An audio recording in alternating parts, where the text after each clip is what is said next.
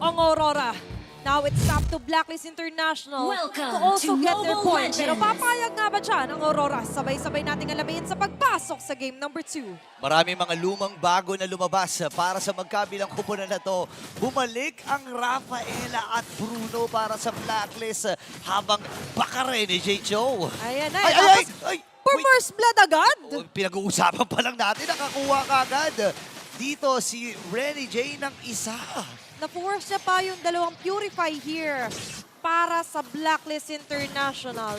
And aside from that, going back, no, yung Alpha Roparog, sabi nga ni Chantel, na nakuha dito ng Blacklist International, might be a key, pero yung susi na yun ay agad na dinoduplicate naman ng Aurora. Alam mo na nagsimula yung playoff. Oh! So, wait lang. Mamaya natin pag-usapan lang kasi maganda kang tingnan yung mga recalls na ganyan. Oheb at ito nga si Domeng na naging mainit kanina. Ha? Mainit kanina. Hindi lang sa personal, pati in-game, ay medyo mainit ang palitan dito.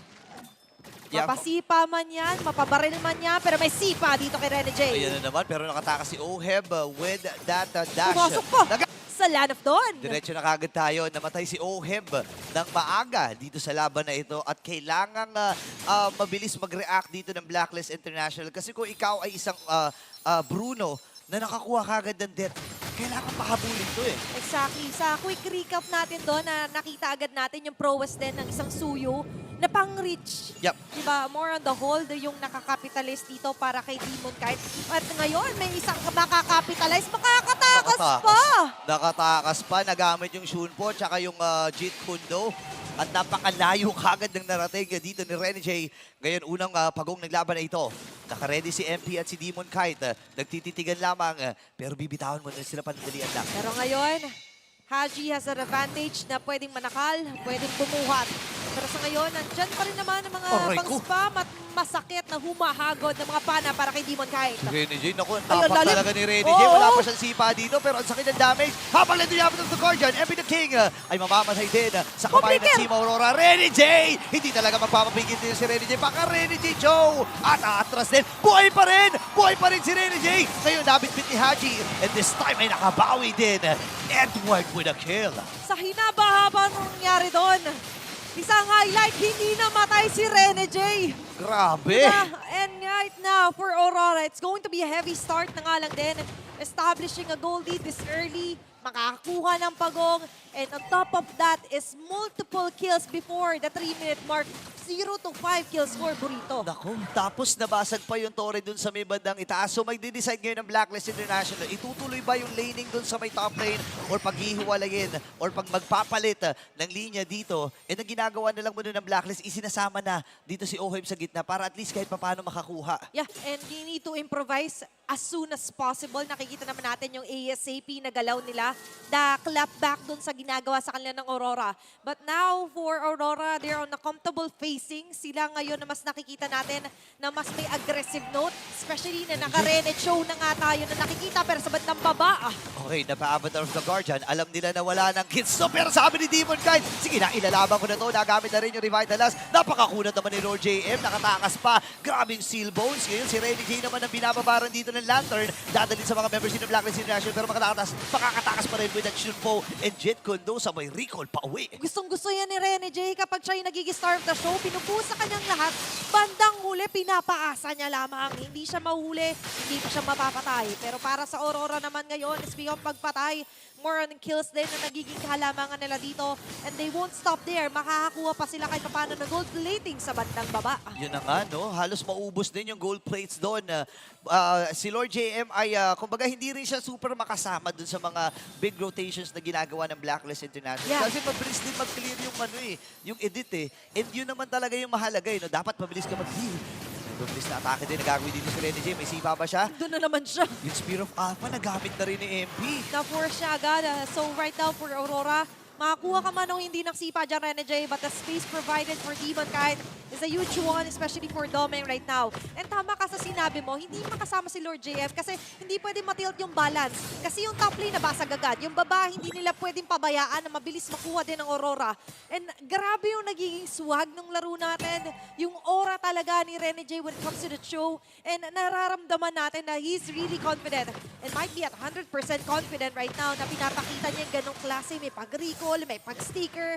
And right now, nakikita natin, ang pwede mong engagement pero mukhang walang tatamaan. Wala, hindi tinamaan. Mga microorganisms lang ang mga nasa pool doon, tsaka mga bacteria. Oo nga. Pero hindi, yun kasi yung plano talaga, no? At kapag meron ka kasing gatot katsa, gusto mo na napanche-check mo rin na mga Exactly. bush yan. And yung space na nakikreate nun, yung malaking bilog na yon, kung sa mga objective takings, malaking tulong eh. For sure, kapag may tinamaan doon sa Team Aurora, maaaring may follow up talaga eh. Yeah, but what if, di ba? Kung may tinamaan doon, that could be a possible na counterplay for Blacklist International. And aside from that, sometimes kasi yung Avatar the Guardian, hindi naman necessarily gusto nila tumama. More on pang zone out, pang box out. Yup. Para alam ng kalaban mo na, hey, nandito pa rin kami. There's the visibility that you want.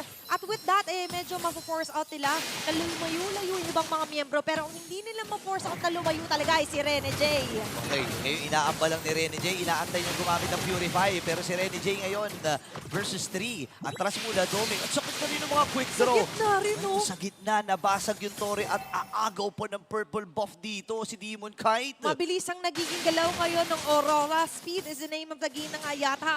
Kasi ngayon, tatlong torre, all the outer turrets here for Blacklist International mapapatumba habang sa kanila ay perfecto at hindi pa nababawasan. Yun nga eh. Tsaka parang familiar yung galawan ni Demon Kite. Parang, I feel Parang may so kilala familiar. akong ganyang gumalaw eh. Parang nagsisimula sa G. Oo nga eh. Hindi ko alam hanggang ngayon. Hindi pa rin malinaw yan eh. Pero malinaw para sa Team Aurora na sila ang lamang. Yung mga outer turrets ay nabasag na sa top, mid, and bottom. Yung turtle ay available din.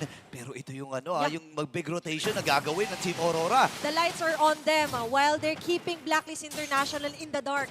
Nakikita natin ngayon na sila ngayon yung mas nag-hunt down. At may isang Hala! matututukan ng ilaw. Pag humahabol sa kanya doon, nagamit na rin niya yung kanyang ultimate. Pero habol muna, naghahanap pa rin na magiging target dito ang Team Aurora. May slow push na ginagawa dun sa may top. Habang dun sa may bottom, magre-react na rin ang Blacklist International. Alam nila kung ilan ang magkakasama dun sa may bottom. Kaya nga kalat-kalat din ang Team Aurora ngayon. Yung pinaka-inaasahan sana natin yung recipe for Blacklist International to proceed is yung kumonektang Avatar the Guardian. Pero for now, more on sila talaga yung medyo nagmumakapas sa dilim dito for Aurora. Having said that, nakikita rin natin na sobrang compromise kasi lagi nung nagiging posisyon din ni MP The King. We appreciate doon yung nagiging slow push sa may bandang top lane. Pero ang bilis kasi ng snapback dyan ng Aurora. At ngayon, with that, nakikita rin naman agad natin ang puwersa nila sa may bandang baba. May turtle na magre-respond pero mukhang ayaw nila at wala silang balak. Wala sa bukabalaryo nilang palapitin dito ang Blacklist. Eh na, 8 minuto na pero may sipa agad! Yun ang pangunang bunga dito ni Rene J pero nakatakas with the Avatar of the Guardian. Marami mga na-ultimates na nagamit, specifically dito sa mga frontliners nila. Ngayong pagkakataon sa Team Aurora ngayon na kunin itong Lord na ito at hindi makakalapit ang Blacklist. Naging Lord na nga. At ngayon, nakita mo, with that, sabihin nila, hindi man natin napatay agad si Lord JM, but it was enough for the Avatar the Guardian to be punished na nga, or to be pushed na nga. Mag-broke nila agad at na-push to the brink nga si Lord JM na magamit yun pang disengage, hindi pang engage into a team fight. Aurora pa rin, hawak nila sa leeg talaga ngayon. Literally, ang Blacklist International. May Lord na mamarchos, may bandang baba. Sabay na naman ang paggagat ng Minion Wave. At ngayon, humihirap lalo yung vision nila sa mapa, lalo na't nakaabang dito si Rene J. Oo, ako masasabi ko, kahit na ganito yung sitwasyon ng Blacklist International, malaki na ang kalamangan ng Team Aurora dito in terms of economy. Halos 11K na. Eh, parang kaya pa naman ilaban ito. Kaya No? pa? Magandang setup lang, magandang timing lang, maka-free hit lang si Oheb. Ang sakit na ng mga nasasalo niyang damage. Sabi nila, may free hit pala si Oheb. Sige, all eyes on Oheb as well. Nakikita natin kung paano rin kina-target. Sinasako ni Yue Ouch! yung mga Hailstorm Plaza dito. Even the Frosty Breeze, sobrang kumokonekta doon sa mga nasa likod. Pero conceal play for Rene J. Out lang muna, pero may tatamaan na Avatar the Guardian. Ayun na, sumapul na nga dito pero nagamit yung Revitalize habang pasok si Edward. Demon Kite, napabasag na ito rin dun sa may bandang ibaba ngayon tuloy-tuloy ang Team Aurora at yung base na lang ang kanilang nakikita. Match point na ang Team